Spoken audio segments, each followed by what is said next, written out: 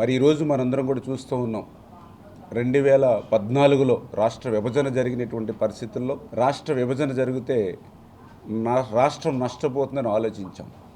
కానీ 2014లో రాష్ట్ర విభజన వల్ల కంటే కూడా 2019, 2024 5 సంవత్సరాల గత వైసీపీ పాలన వల్లే ఈ ఆంధ్రప్రదేశ్ రాష్ట్రానికి ఎక్కువ నష్టం జరిగినటువంటి పరిస్థితి.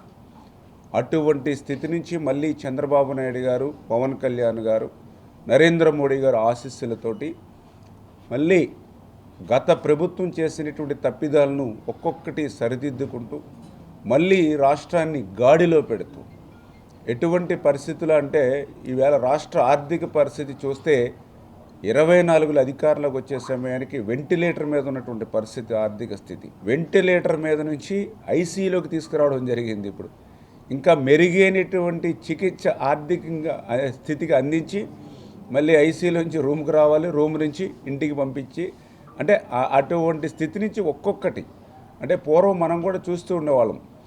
ఒక కళ్యాణం కోసం రోజు దేవతలు మరి అనేకమైనటువంటి యజ్ఞాలు యాగాలు చేసేటువంటి పరిస్థితి ఉండేది.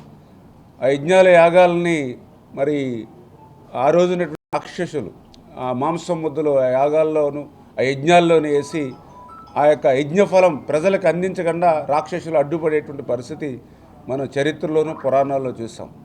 అదేవిధంగా ఈరోజు కూడా ఆంధ్రప్రదేశ్ రాష్ట్రాన్ని మళ్ళీ రేపు 2047 లోపు మళ్ళీ తెలుగు జాతి ప్రపంచంలోనే నెంబర్ 1 స్థాయికి నిలపాలనేటువంటి ఆలోచనతో చంద్రబాబు నాయుడు గారు ఎంతో శ్రమించి పనిచేస్తూ ఉంటే ఈరోజు అడుగడుగున కూడా ఆ మాదిరి రాక్షసత్వం ప్రదర్శిస్తూ అడ్డుపడుతున్నటువంటి పరిస్థితి మనందరం కూడా చూస్తూ ఉన్నాం.